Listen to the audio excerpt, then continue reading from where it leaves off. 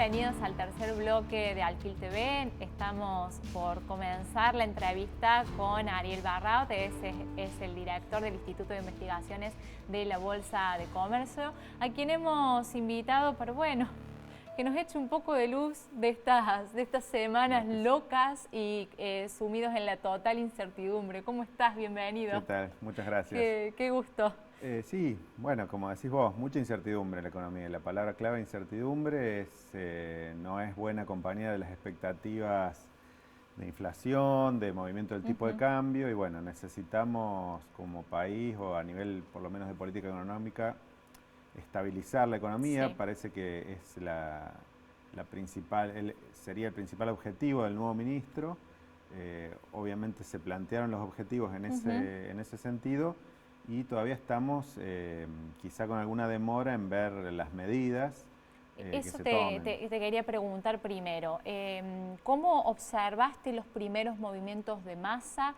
Había una expectativa, volviendo a este concepto, muy alta y aparentemente terminó siendo bastante moderado el comienzo. No sé si coincidís. Sí, coincido porque, bueno, la expectativa que se había generado era grande.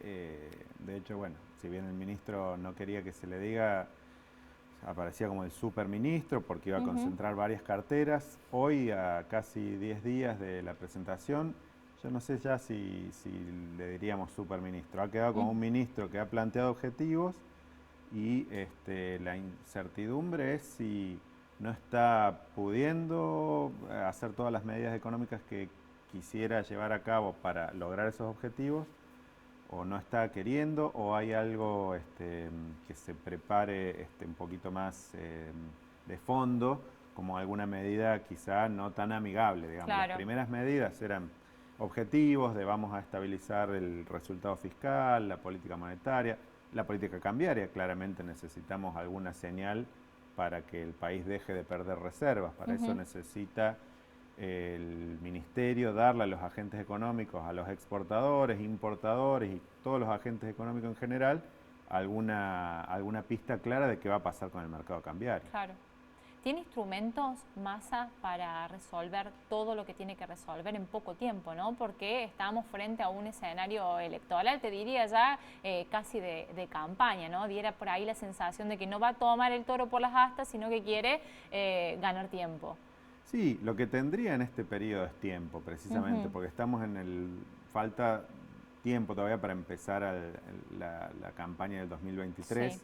Probablemente Massa tiene una perspectiva de hacerlo políticamente correr como candidato presidencial, pero ese tiempo, digamos, no es infinito y si el tiempo ese se utiliza para dejar las cosas sin cambios o con muy pocos cambios, no es lo que la economía necesita en este momento. Y algunas de las medidas que hay que tomar, quedó reflejado en los propios objetivos planteados, son medidas que no son simpáticas para la población, Sí. las propias cambio de tarifas que todavía no se terminó de definir, o probablemente un movimiento del tipo de cambio que va a tener que ser una suba en algún escalón más que el gradualismo muy suave que se viene manteniendo ahora, que todas tienen un impacto inflacionario estas medidas, suba de tarifas, es decir, salir del atraso tarifario, salir del atraso cambiario, claramente van a repercutir en la inflación. Y bueno, todas estas medidas tienen que estar coordinadas. ¿Tienen los elementos, las herramientas, los instrumentos? Sí, lo tiene. De hecho, en el ministerio maneja ahora varias carteras. Hay algunas partes que no, digamos, el control del Banco Central no lo tiene, pero bueno, es simplemente coordinar con quien esté a cargo, que en este caso es Peso. Yo pienso que la gran incógnita también es si tiene el paraguas político para hacer todo lo que tiene que hacer, ¿no? Porque, bueno, no tiene ni siquiera el viceministro designado aún. Exacto, están transcurriendo los días y bueno, ahora se termina la segunda semana y algunas medidas se patearon, digamos, para la próxima semana. La definición del viceministro, que parecía que era muy relevante, lo era porque es cierto que Massa es un abogado, digamos, no tiene formación económica ni experiencia económica fuerte, entonces es muy importante con quién se rodea. Se rodea de economistas y lo ha hecho. Y bueno, una definición clave era el viceministro que coordinaría un poco sobre todo la parte macroeconómica. No lo ha hecho y ahora pareciera, hasta que en algunas declaraciones dijeron, bueno, no era tan relevante el viceministro de Economía. Pero para Y el Círculo Rojo, la opinión de los expertos, ¿qué importancia se le asigna a ese rol? Más allá bueno, que no tiene el conocimiento económico profundo, Massa, ¿no? Que uno es abogado. exacto, digamos, todos los ministros han tenido viceministros que tenían un rol y siempre venían del lado de la economía.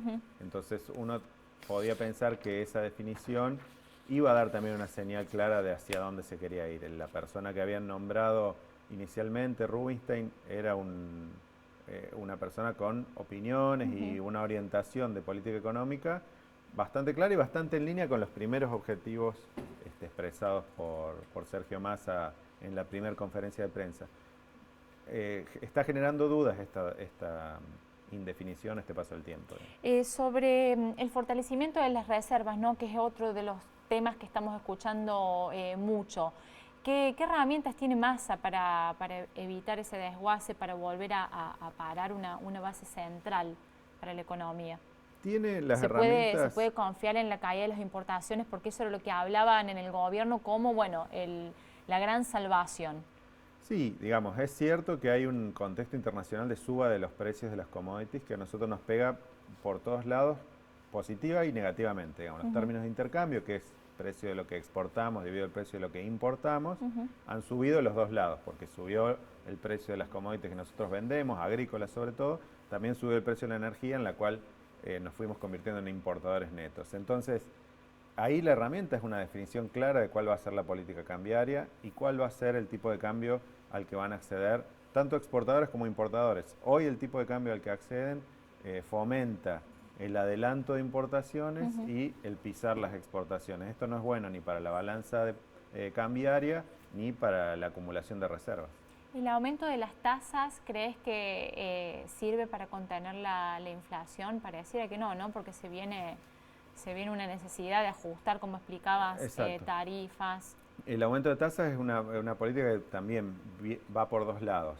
Por un lado, al aumentar el costo del crédito, digamos, es otra política que aumenta los costos de la economía y puede traducirse en mayor inflación.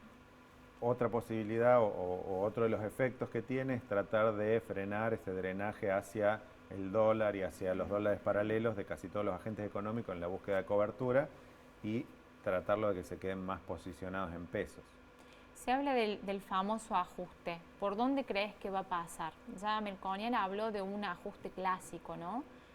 Que no va a tocar lo que realmente se necesita para poder parar la economía. Sí, el ajuste fiscal, digamos, que tiene que venir, normalmente es por el lado de los ingresos, por el lado de los gastos. El lado de los ingresos es subir más impuestos, están ya a un nivel muy elevado y una presión tributaria muy alta para casi toda la economía, el sector privado, obviamente las empresas, pero también las personas. Se piensa que debiera venir por el lado del gasto, sobre todo en lo que tiene que ver con nación, hay un gasto grande que es el gasto de jubilaciones, que ocupa casi el 40% del gasto. Eso ya está sujeto a una ley de movilidad, de hecho se anunció la movilidad jubilatoria más bonos, o sea que ahí no vendría el ajuste. El ajuste tendrá que venir por el lado de los subsidios y probablemente por el lado de las transferencias a provincias. Pero la duda que empieza a quedar a medida que se posterga es si alcanza lo que queda del año para cumplir el objetivo de resultado fiscal, que es un déficit de 2,5. Sí, diera la sensación que los planes sociales, que es otro de los grandes puntos del debate, tampoco se van a tocar en profundidad, ¿no? Porque se habló del potenciar trabajo como una manera de censar, de regularizar eso, pero no me imagino que esté dado el contexto social para ajustar por ahí. No, y fue también uno de los 4 ejes que nombró el ministro en la primera conferencia, la idea de reconvertir los planes asistenciales a planes de trabajo, pero en un marco de un periodo de un plazo bastante largo, o sea que evidentemente tampoco va a ser no estarían pensando en que una de las claves del ajuste por el lado del gasto sea ese. Por eso uno termina pensando que quizá el ajuste de la licuación del gasto venga por alguna medida quizá un poco más drástica, obviamente también más dolorosa, como puede ser una devaluación discreta del peso. Otro de los temas fue el campo, que pidió una reforma impositiva. ¿Cómo imaginan que puede llegar a ser esa relación, teniendo en cuenta que el cristianismo duro plantea directamente una suba de retenciones, que Alberto Fernández no tuvo quizá el plafón político para avanzar en ese frente? ¿Cuál imaginan que puede ser la salida que promedie estas tensiones entre lo que se necesita, entre las urgencias políticas y las necesidades del sector productivo?